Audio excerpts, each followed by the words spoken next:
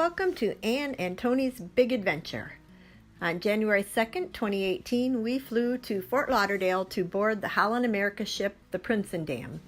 We will spend the next 68 days visiting Grand Cayman, Costa Rica, Panama Canal, Ecuador, Peru, Chile, Argentina, Antarctica, Uruguay, Falkland Islands, Brazil, Amazon River, French Guiana, Barbados, Dominica, and St. Thomas. Whew. Our home on the ship is room 262 on deck 7, a nice ocean view cabin with a walk-in closet. Gotta love it.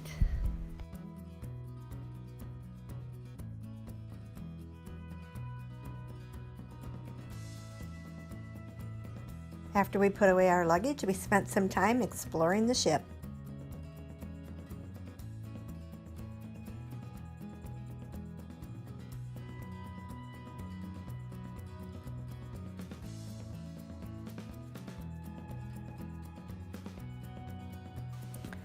At the end of the day, after a wonderful meal in the dining room, we kicked back on the deck, put up our feet, and watched the sun go down.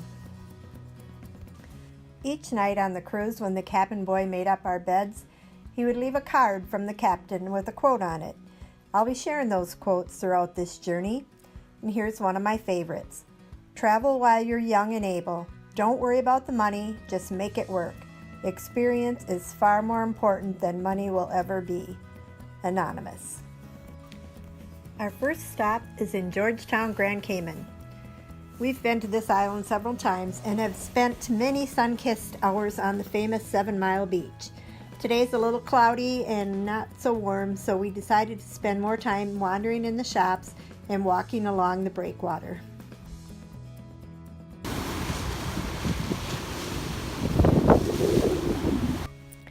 Our travel quote for the day is, "Traveling leaves you speechless and then turns you into a storyteller." Ibn Battuta. Today is Sunday, January 7th, and we are in Puerto Limon, Costa Rica. We decided to take a ship tour to see a wildlife rescue center in Puerto Viejo, followed by a stop at the La Ceiba Private Game Refuge. It was about a 45-minute bus ride to the Animal Rescue Center, so we got to see quite a bit of the country along the way. Our guide was very informative, and he pointed out lots of monkeys and sloths hanging in the trees.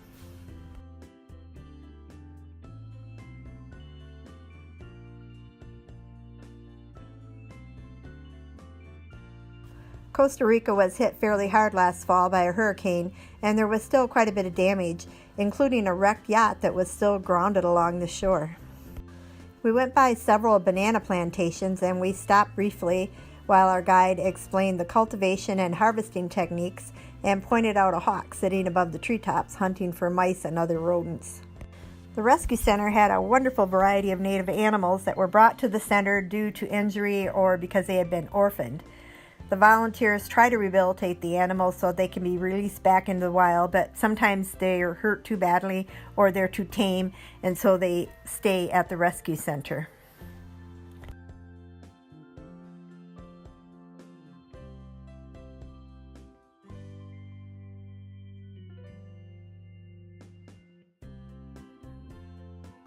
Stop number 2 was at a nature preserve where a resident guide walked us through the rainforest, pointing out various creatures and interesting plants. At the beginning of the walk, we had to cross a stream on a rope ladder. One of the guests on our tour was in a wheelchair, so they put him on a little hand cart suspended on ropes, and then a worker manually pulled him across the water. Unfortunately, when they tried to offload the wheelchair on the other side, the poor guy took a face plant off the cart and into the mud. He wasn't hurt, but he was wet and dirty for the rest of the trip.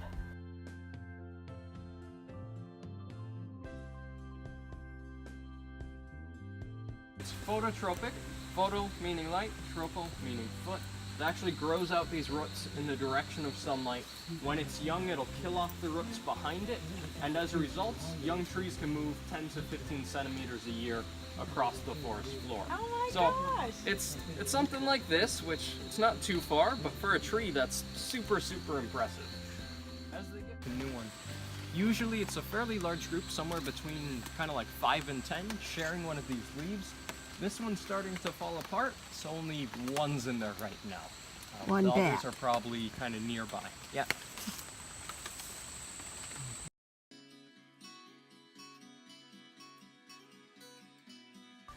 Our guide pointed out some ants that were about an inch long and were supposed to have one of the most painful stings of any creature in the world. One of the other passengers on our tour said that he had seen a man be bitten by one of those ants, and the guy had lost control of his bowels and had wet his pants. We made sure to steer clear of those babies.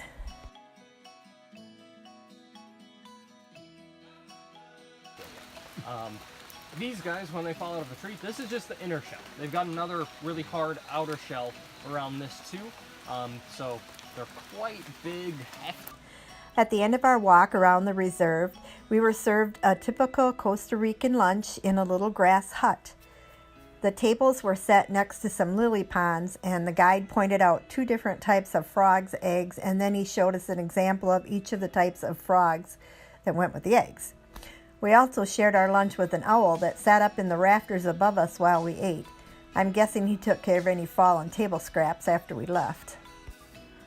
Our travel quote of the day: once a year, go somewhere you've never been before. Dalai Lama.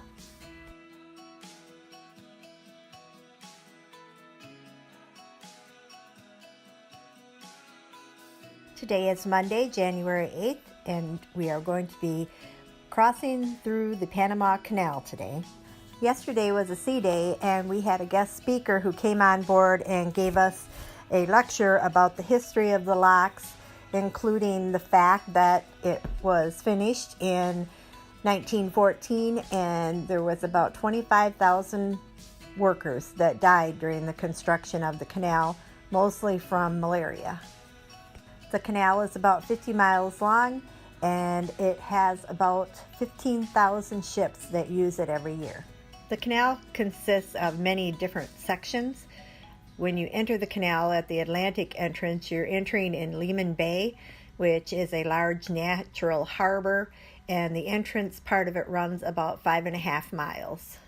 Then there's a 2-mile channel that forms the approach to the locks from the Atlantic side, and you enter the Gatun locks, which is a 3-stage flight of locks that's about 1.25 miles long, and it lifts the ships to the Gatun Lake level, which is about 87 feet above sea level. Following the first set of locks, you enter the Gatun Lake, and that is an artificial lake that is formed when they built the Gatun Dam, and that is about 15 miles across. After you leave Gatun Lake, you go into the Chagres River, which is a natural waterway that they enhanced by damming up the Gatun Lake, and that runs about 5.25 miles.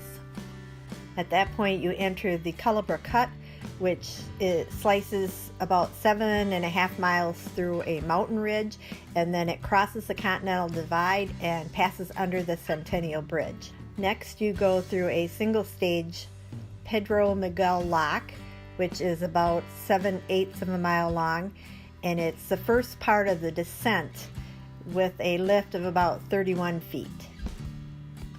After the Pedro Miguel Lock, you go through the artificial Miraflores Lake, which is about 1.125 miles.